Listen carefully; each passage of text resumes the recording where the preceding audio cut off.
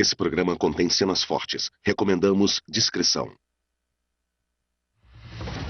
Um símbolo macabro da depravação nazista. Um abajur feito com a pele de vítimas dos campos de concentração, segundo a alegação de sobreviventes. O objeto foi descoberto no notório campo de concentração de Buchenwald. Sobre uma mesa, um abajur feito com pele humana. Que diabos é esse abajur? Mas antes que essa prova crucial pudesse ser apresentada nos tribunais, o abajur desapareceu. 60 anos mais tarde, após o furacão Katrina, um abajur suspeito surgiu. Seria um dos abajures humanos de Buchenwald. Agora, com a ajuda da moderna ciência forense, o jornalista Mark Jacobson vai desvendar as pistas escondidas nesse objeto macabro. Examinamos a amostra e foi um choque. Para revelar a verdadeira história do abajur humano. O abajur de pele humana.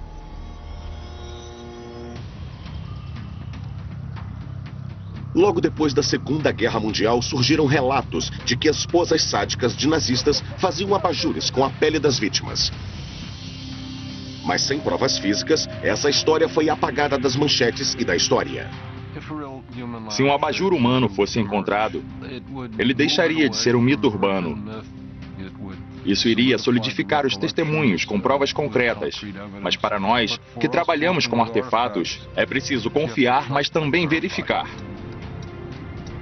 Hoje, Mark Jacobson, um jornalista da revista New York, acredita ter encontrado a relíquia desaparecida e está caçando pistas para descobrir a verdadeira história do abajur humano. Eu sou um jornalista, sou um cético, eu não sei nada. Só estou tentando encontrar as provas para contar a história que faz sentido para mim. Cético ou não, a história do abajur humano acompanha Mark desde a infância. Eu nasci em 1948. Meu pai lutou na Segunda Guerra. Eu era um judeu crescendo nos Estados Unidos e quando andava na rua, os italianos eram os caras barra pesada. Eles ficavam gritando: "Ei, seu judeu, eu vou te transformar num abajur." Todo mundo sabia o que isso queria dizer.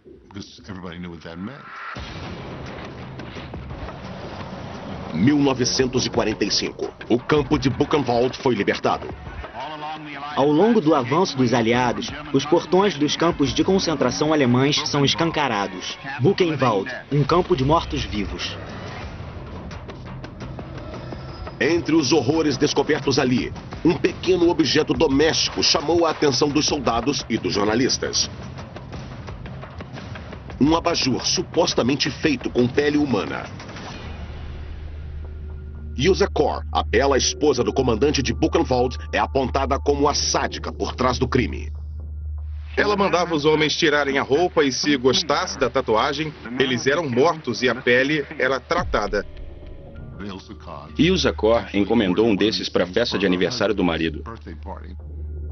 Acredita-se que seu caso extraconjugal com um médico do campo alimentou o fetiche por pele humana. Ela era chamada de Bruxa de Buchenwald. O abajur era a prova definitiva que poderia levar Ilse à morte. Mas antes que pudesse ser apresentada no julgamento, a peça desapareceu. Embora um abajur de pele humana nunca tenha sido encontrado, a história sinistra continua viva. A pessoa que ligou está aí? Estou. Você gostaria de dizer? Eu vi tudo. Eu vi sabão sendo feito de gente. Eu vi os abajures.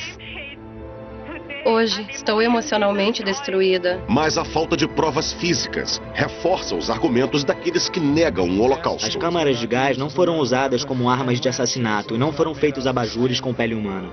Esse objeto é problemático porque não existem indícios de sua existência. Mas quando alguém fica sabendo sobre ele, nunca mais esquece. Não é possível. É um mito vivo.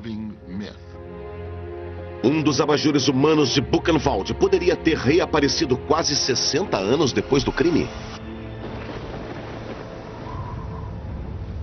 O Katrina foi elevado a um furacão categoria 5. Com ventos de 250 km por hora. É uma tempestade monstruosa. Evacuações em massa em áreas baixas no raio de 8 a 16 quilômetros do litoral da Louisiana, do Alabama e do Mississippi. Quando a gente acordou no dia seguinte, viu a inundação e tudo o que tinha acontecido. Foi terrível. Era um mundo devastado. Uma loucura. Dave Dominici era um ladrão de galinhas. Ele foi um criminoso a vida inteira, embora esteja se recompondo e escrevendo sua autobiografia. O Dave estava procurando dinheiro porque era viciado em drogas e estava em crise de abstinência o tempo todo. Na época, falaram para todo mundo colocar os discos e as coisas na calçada. Eu tinha visto um abajur interessante numa pilha de lixo. Vídeo caseiro. Tinha uma pigmentação de animal e eu sabia que era algum tipo de pele. Não era de galinha nem de vaca, isso eu sabia, mas era um tipo de pele. A primeira coisa que passou pela minha cabeça foi o que Hitler tinha feito com os coitados dos judeus.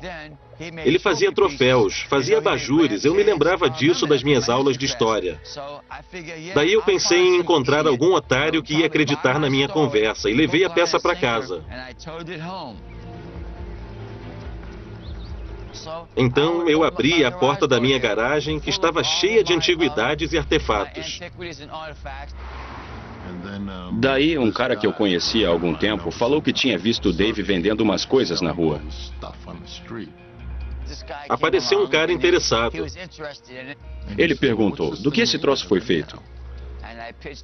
Eu vendi o abajur como se fosse de pele humana, do Holocausto.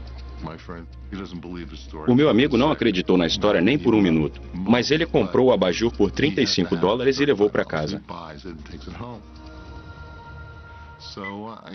O Skip é um amigo meu. Eu ligo para ele de vez em quando. Daí eu telefonei, ele me falou dessa história e disse, isso não é mais um problema meu. Eu perguntei, como assim? Por que não é mais problema seu? A resposta dele foi, porque eu mandei para você. Mandou para mim? Eu perguntei. Ele disse, você que é o jornalista, você que tem que descobrir o que é. Então, alguns dias depois, o troço foi entregue na minha casa e foi assim que ele chegou até mim. Os sobreviventes lembram de vários abajures humanos em Buchenwald, mas todos desapareceram logo depois da guerra. Para determinar se aquele era um deles, Mark tinha que descobrir se era mesmo feito de pele humana. Em 2007, ele levou o abajur a Bold Technology, um laboratório de DNA mundialmente conhecido em Lorton, na Virgínia. Para um jornalista, é difícil saber o que é confiável. É por isso que eu tive que fazer um teste de DNA. Depois do 11 de setembro, a Bold foi escolhida para identificar as vítimas e partes de corpos das Torres Gêmeas. Se houver qualquer DNA humano, esses cientistas vão descobrir um traço. O Mark ligou e descreveu o abajur. Mas eu queria me distanciar do que eu chamo de aspecto social e me concentrar na questão científica, que era basicamente, isso é humano? Para a Bold, o maior desafio era separar o DNA de pessoas como Mark, que haviam tocado no abajur ao longo dos anos, do DNA do próprio material do objeto. Nós limpamos o material do abajur e eliminamos qualquer DNA alheio, que pode ter entrado em contato com o objeto. Agora, estamos confiantes de que o DNA observado era do material do abajur, e não de outras pessoas que manusearam a peça. Eu achei que tudo ia acabar na Bold. Eles iam me dizer que era pele de cabra ou alguma coisa assim. Mas os resultados do laboratório não foram o fim. Nossa análise final determinou que o abajur é feito de material humano. Quando o cara me disse que era verdade, foi um choque. Isso partiu o meu coração. Era inacreditável pensar que alguém poderia fazer isso com outro ser humano. Embora a Bold tenha determinado que o material provavelmente era de origem humana, isso não provava que a vítima era judia ou que havia qualquer ligação com o Holocausto.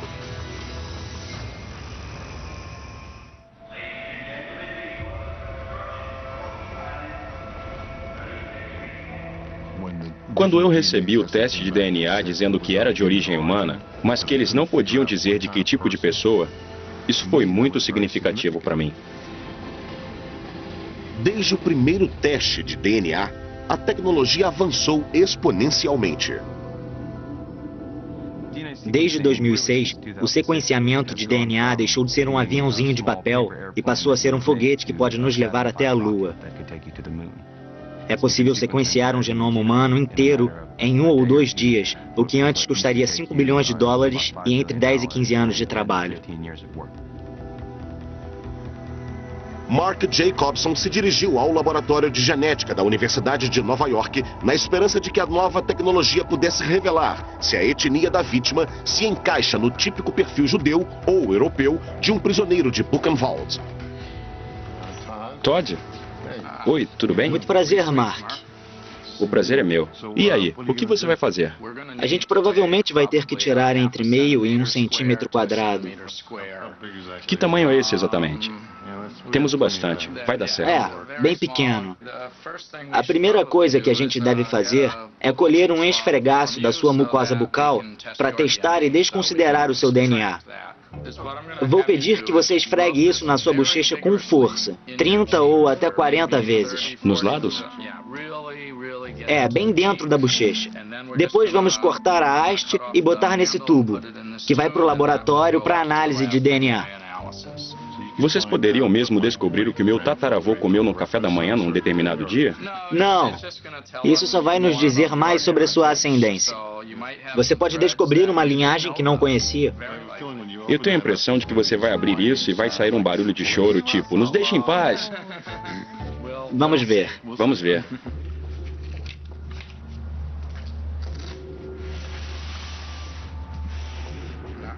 Não sei bem o que esperar. Você tem familiaridade com o histórico social Tenho, sim. desse objeto específico? O que eu acho muito interessante é que eu ouço falar sobre esse histórico há muito tempo e sempre achei Todo mundo acha. que existiam milhares de provas nos museus. Mas eu não sei o que pensar. Não posso julgar, mas o contexto é... O contexto é muito forte. Eu posso realmente estar manuseando um ser humano que foi morto e torturado pelos nazistas. É muito duro. Eu não sei se é verdade. Ainda não tenho a menor ideia. Mas estou preocupado com os sonhos que vou ter à noite.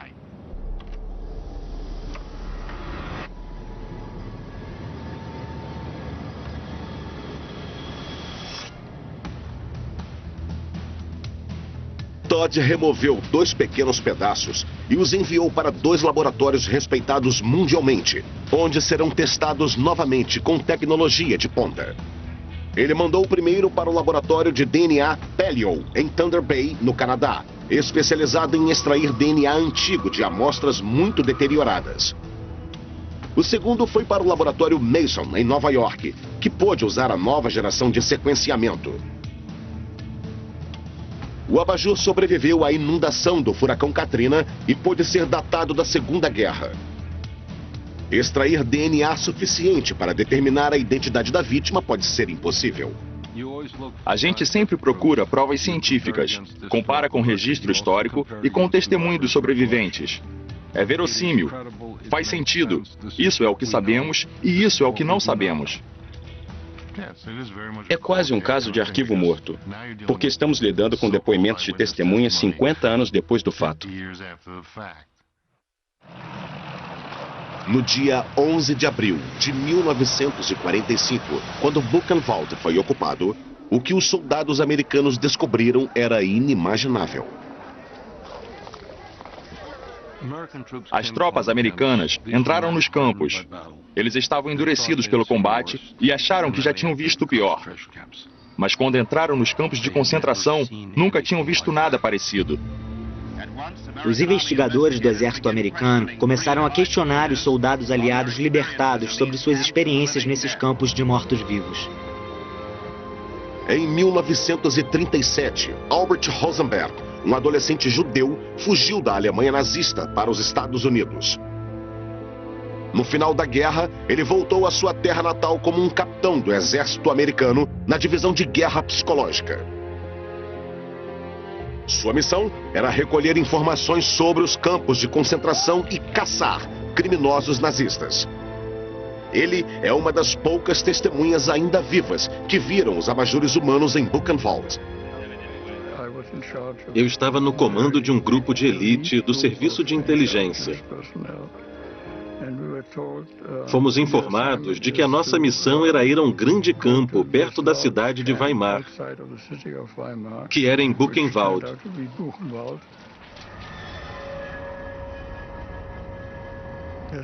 Era um pesadelo.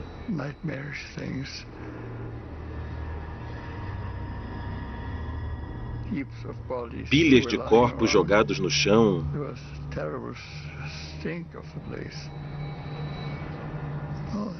Um cheiro horrível. Era muito mórbido. O general Patton ordenou que os cidadãos das cidades vizinhas fossem levados para os campos e vissem de perto o que os soldados tinham encontrado. 1.200 civis caminharam das cidades vizinhas à cidade de Weimar para começar uma visita forçada ao campo. Havia muitos rostos sorridentes e, a princípio, os alemães agiram como se a medida fosse para o benefício deles. Tinha um grande grupo de pessoas em volta de uma tábua de madeira. A primeira coisa que os civis alemães veem ao chegar no interior do campo é a exposição de pergaminhos. Havia pedaços de pele tatuada e 2 cabeças encolhidas. E eu lembro que tinha um abajur. E eu disse, o que diabos é esse abajur? Em uma mesa, para que todos pudessem ver, há um abajur feito de pele humana, além de outras peças de origem nazista que foram mostradas aos cidadãos. Eles espalharam todas as perversidades que tinham acontecido no campo para dizer: olhem o que o seu povo fez. Foi muito dramático. Os ex-prisioneiros ainda estavam lá. As pessoas reagiam, choravam e diziam, a gente não sabia, por favor. Eles sabiam sim. Eles nos viram o que estava acontecendo. Acho que o prefeito se enforcou depois disso.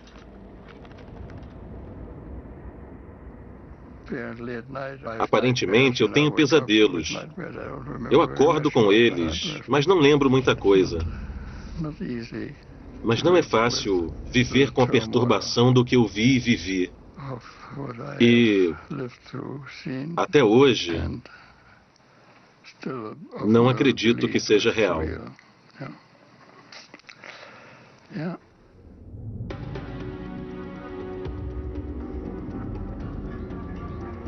Depois da ocupação, Al Rosenberg compilou depoimentos dos prisioneiros dos campos. O documento conhecido como Relatório Buchenwald descreve os terríveis crimes cometidos pelos nazistas, detalhes do processo macabro usado para transformar restos humanos em troféus. No relatório oficial, o campo de Buchenwald é chamado de fábrica de extermínio. As formas de extermínio eram a fome, acentuada por trabalho pesado, abusos, surras e torturas, alojamentos incrivelmente lotados e todo tipo de doenças. Corpos empilhados foram encontrados fora do crematório. Aqui estamos, no portão do crematório de Buchenwald. Todas as manhãs, os corpos da noite anterior eram coletados aqui no pátio do crematório. Mas antes de cremar os corpos, eles os traziam para o departamento médico do crematório.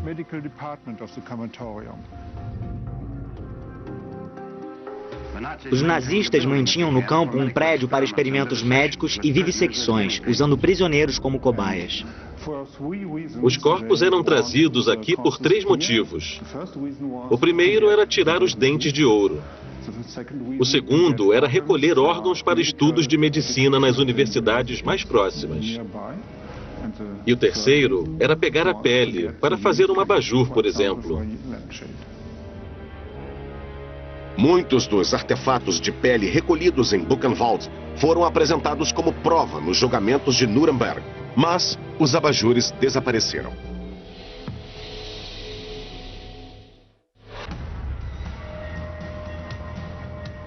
Esse poderia ser um dos abajures perdidos de Buchenwald?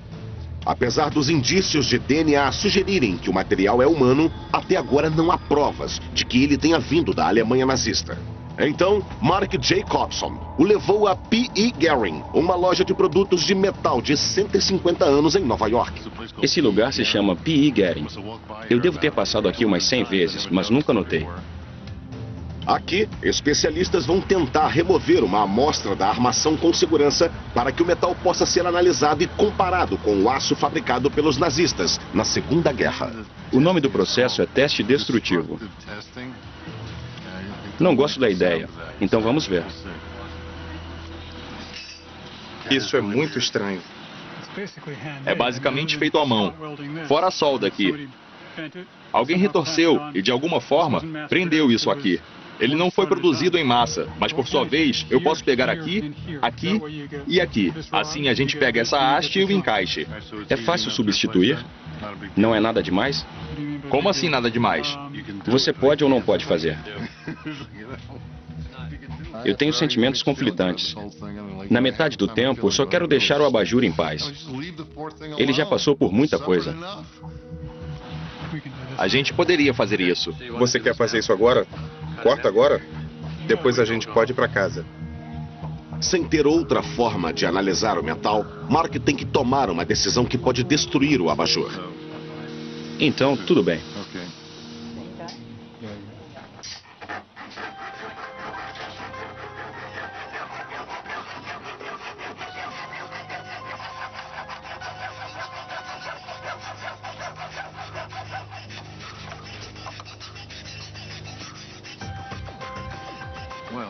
Foi um prazer trabalhar com você. O prazer foi meu. Vamos remontar essa parte o mais rápido possível. Tá certo, muito obrigado. Sei lá, é meio estranho ver um cara cortando tudo, mas ele é ranzinza. Eu gosto disso. Me dá a impressão de que ele é competente. Mas se isso é o que chamamos de progresso, acho que é uma coisa boa.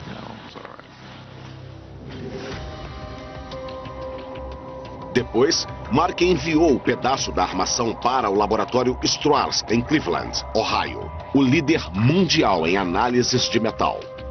O Dr. George Vandervoort vai examinar a amostra em nível microscópico. Ele vai analisar especificamente a técnica de solda e vai tentar contextualizar quando esse processo era usado. Vamos cortar a amostra para poder observar a microestrutura da solda. Aqui está a superfície. Vamos ver pelo microscópio. Você pode descer a ampliação e mostrar o fio. Aqui você pode ver o cobre na borda de grãos, a parte amarela. Aqui é o cobre. Tudo isso é cobre. O fato de ter tanto cobre sugere que não é aço moderno. Isso definitivamente é da primeira metade do século XX. Não sabemos a data exata. Esse cara parecia estar mais convencido do que eu já estive. Ele tinha certeza de que a peça era da época da Segunda Guerra. Até agora, as provas científicas sustentam a história do abajur. O interessante é que ele ficou inteiro por todos esses anos. Eu estou tentando descobrir quais são os fios que unem as telas, qual a composição deles. Para saber mais sobre os fios, Mark recorreu ao laboratório forense Michael Trace, em Chicago, conhecido por ajudar o FBI a rastrear o assassino de Green River. Oi, Chris. Eu sou o Mark. Prazer em te conhecer finalmente, Mark. Se for sintético, é possível determinar a data. Se for de 1985, não faz parte da história. Vamos ver o que ele disse. Nesse momento, vamos tirar pequenos pedaços dos fios, tão pequenos que nem vai fazer diferença. Vamos passar a amostra pela velocidade da luz, para nos ajudar a identificar o material. Chris examinou o formato do fio no microscópio para determinar que tipo de fibra foi usada na costura. O que isso nos diz sobre o tipo de fibra que pode ser? Parece uma fibra de nylon. Vamos confirmar com uma espectroscopia infravermelha. Caso seja uma fibra moderna, toda a história será enfraquecida. O nylon puro é muito brilhoso e lustroso. Deslustrantes são adicionados para deixar a fibra com aparência mais acetinada. Então você tem alguma ideia de onde vêm esses deslustrantes? Existe muita informação disponível. Eu só preciso fazer uma pesquisa para ter certeza das datas corretas. Mas é muito básica, redonda. É uma fibra sintética mais primitiva? Pode ser sim, é consistente com isso. Mas essa fibra de nylon estava disponível na Alemanha nazista? Mark vai ter que esperar por essa resposta. O interessante é que o nylon já existia na época. Não foi inventado em 1965 ou alguma coisa assim. Isso diz muito sobre ele. No laboratório de DNA Mason, em Nova York, o geneticista Chris Mason está analisando uma nova amostra do abajur à procura da etnia da vítima. Primeiro, ele precisa reconfirmar que a amostra é humana, como foi determinado em 2007. O que fizemos no primeiro teste de DNA mitocondrial seria a primeira geração do sequenciamento. Examinamos a amostra e foi um choque. Eu acho que não. Aqui é a amostra do abajur, daí temos pele de vaca e de porco para comparar. Definitivamente parece humano. Os resultados iniciais do geneticista Chris Mason confirmaram que o abajur foi feito com pele humana. Mas ele sabe que muitos resultados de DNA foram derrubados recentemente com o avanço da tecnologia. Eu estava muito confiante de que o que tínhamos amplificado era humano, mas eu ficava pensando sobre o quanto estávamos certos. Teria sido uma contaminação? Seria de alguém do laboratório, alguém que tocou no abajur? Eu não sei se teve contaminação. Não tenho certeza do que é exatamente. A gente pode fazer outra PCR ou até levar para o sequenciamento de segunda geração. Antes de comunicar os resultados a Mark, Chris precisa eliminar a possibilidade de ter havido contaminação. Existe uma forma de obter informação genética suficiente de uma amostra usando o chamado sequenciamento de segunda geração. Essa técnica se tornou mais acessível nos últimos 4 ou 5 anos e nos permite observar milhões de moléculas simultaneamente. Vamos ter uma prova definitiva de que é realmente humano. No Brooklyn, Mark Jacobson recebeu notícias intrigantes sobre a costura do abajur do laboratório em Chicago. Oi, Chris. Aqui é o Mark Jacobson. Oi, Mark, como vai? Pelo que eu entendi, você conseguiu alguns resultados? Eu tenho alguns resultados, sim. Quando você esteve aqui, observamos as fibras e a costura. Eu lembro. Foi impressionante como você fez isso rápido. Agora essas fibras têm uma birrefração de ordem de 0,7. O que é... Isso é atípico? Uma birrefração muito alta para o nylon. Quer dizer, é uma coisa que não vemos no nylon de hoje. E isso sugere que é uma fibra muito forte. Onde esse tipo de material era usado na Segunda Guerra? Em equipamentos militares, provavelmente cordas de paraquedas, coisa assim. Eu fiquei imaginando como esse negócio ficou tão inteiro. IG Farben, que é uma IG Farben? empresa química alemã enorme. Eu sei o que é. Eles investiram seus recursos no desenvolvimento de aplicações militares para isso. É uma notícia impactante. Cerca de 40 mil operários escravos trabalharam até a morte na fábrica da IG Farben, em Auschwitz.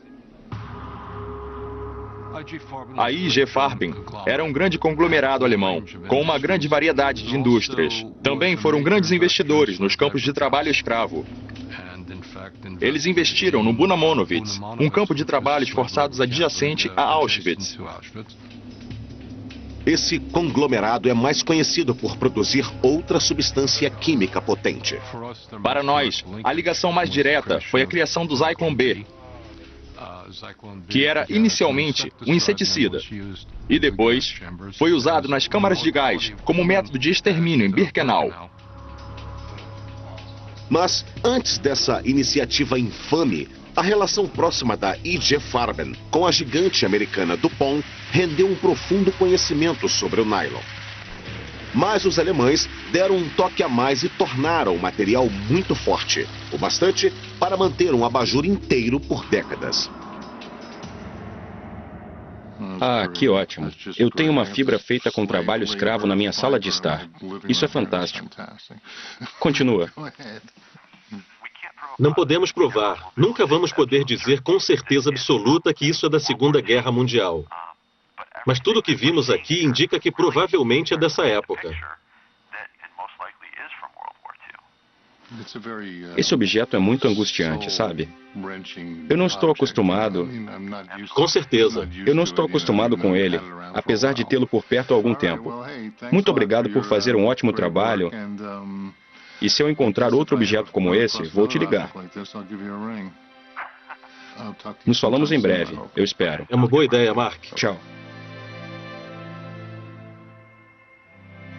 Ele sabe tudo. Ele pode dizer várias coisas e a soma de tudo é um pesadelo. É perturbador descobrir essas coisas. Quer dizer, por um lado, eu estou tentando provar. Mas por outro lado, eu preferia nunca ter visto esse objeto. Tudo bem se continuasse sendo um mito, mas não é.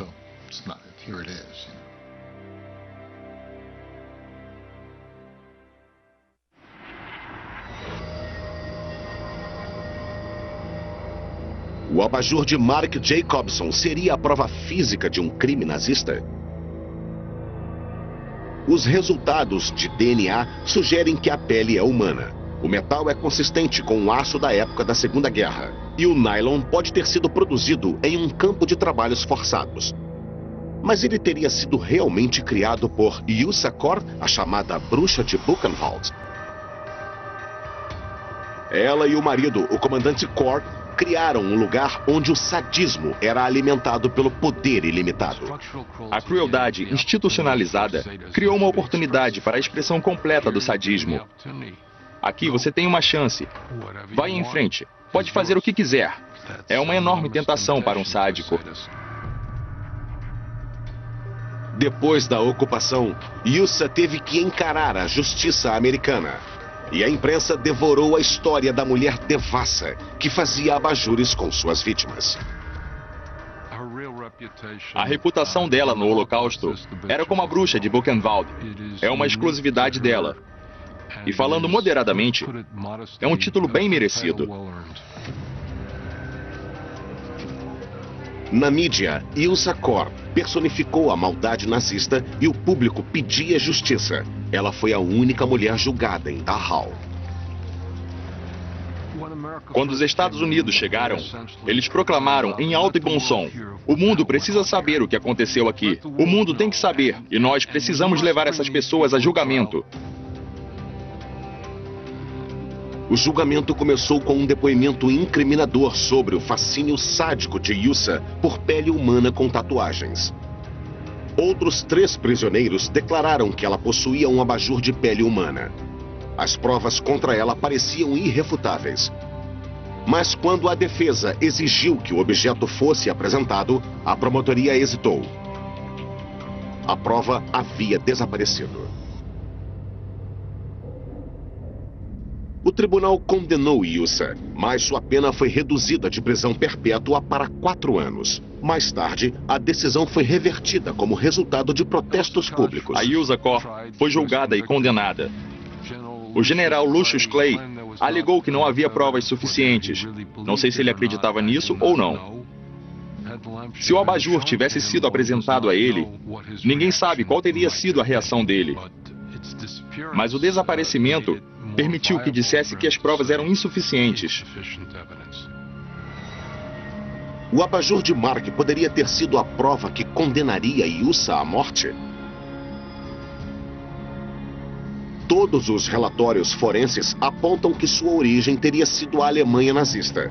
Mas para ter certeza, ele precisa voltar para a cena do crime. O campo de concentração de Buchenwald.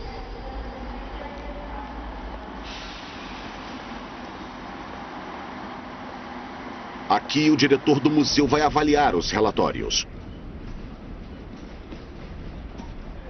Eu não sei. Eu fiquei muito ansioso de trazer o objeto aqui. Se for mesmo um ser humano que esteve num campo de concentração, será que ele gostaria de voltar para cá? Eu estou aqui e vou encontrar Volkgar Kniga, que administra o museu. Então, professor, esse é o objeto. Olhando para ele, o que você acha?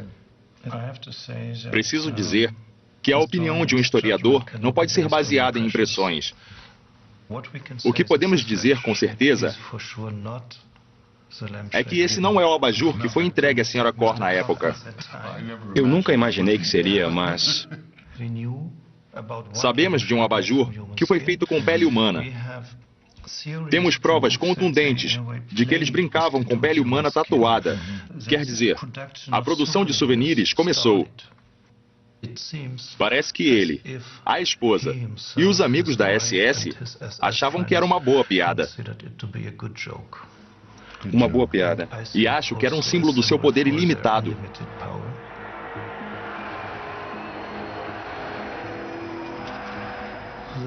Aqui é onde guardamos as provas dos crimes. Então, isso é basicamente parte da mentalidade que poderia produzir um abajur de pele humana? A ideia de que eles podiam fazer o que quisessem com seres humanos, como se fizessem experiências com animais? Tem muito a ver com a ideia nazista de que os seres humanos são desiguais, de que certos povos, como os judeus, seriam inferiores, e isso teria razões biológicas. O que eles diziam sobre os judeus e praticamente todos os povos não germânicos é que a vida deles não valia nada, certo? Que eles poderiam ser transformados em abajur porque eram apenas judeus. Vamos levar a questão a sério. Essa é uma nova prova dos crimes, que nos mostra o que aconteceu em Buchenwald.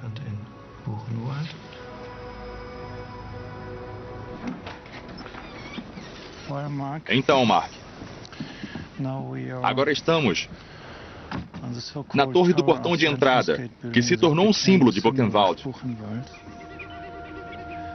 Você pode ter uma boa ideia, porque está frio e nublado. É o clima típico daqui. Quando você olha para a névoa, você vê a dificuldade do registro histórico? O que você vê e o que não vê? O que podemos saber e o que não podemos? Bom, é uma metáfora interessante, porque estamos sempre tentando atravessar a névoa e ter uma visão mais clara do que aconteceu.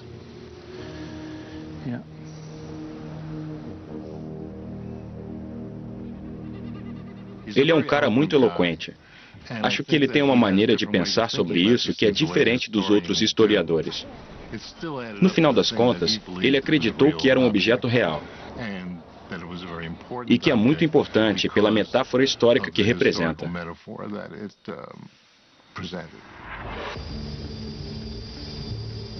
Logo depois que voltou de Buchenwald, Mark recebeu uma ligação do laboratório canadense especializado em extrair DNA antigo. Se tem alguém que pode revelar a etnia da vítima, esse alguém são eles. Olá, você está me vendo? Tô te vendo bem. Você tá me vendo? Tô, perfeitamente. Ótimo. Mas o que eles estão prestes a dizer vai trazer uma reviravolta que ninguém estava esperando.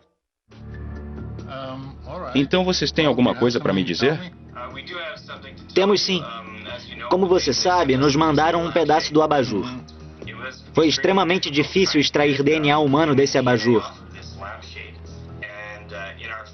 E nós concluímos que ele não tem origem humana. Na verdade, esse abajur foi feito com pele de vaca doméstica. Vaca doméstica?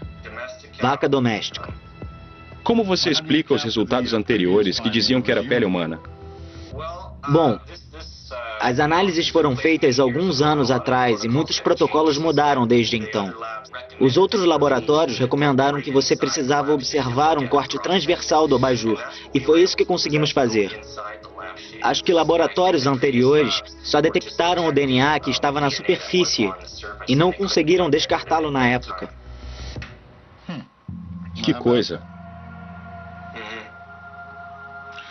Eu não sei o que dizer. É uma descoberta interessante. Você está satisfeito com esse resultado? Eu estou certo de que é isso mesmo.